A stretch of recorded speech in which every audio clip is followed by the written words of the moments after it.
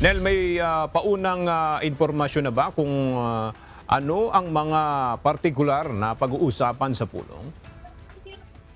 Yes, partikular na pag-uusapan sa pulong kung mayroong mga naging pagkukulang, mga dapat na ginawa at maaari pang gawin para mapauwi ng Pilipinas si dating Congressman Salvo.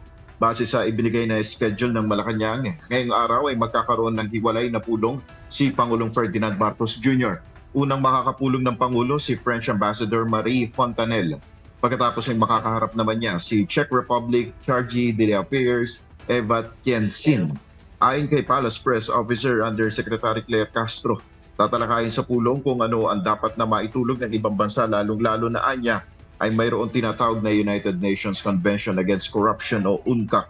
Dahil sa pagkakaalam anya ng Pangulo ay lahat ng dapat gawin ay ginawa na.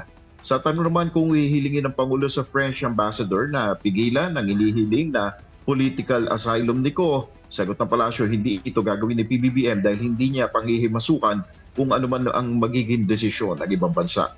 Abangan na lamang natin mamaya ang detalye ng resulta ng magaganap na pulong ni PBBM sa dalawang diplomat. Yan muna ang ating update. Balik sa iyo, Aga. Maraming salamat, Nel Mariboho.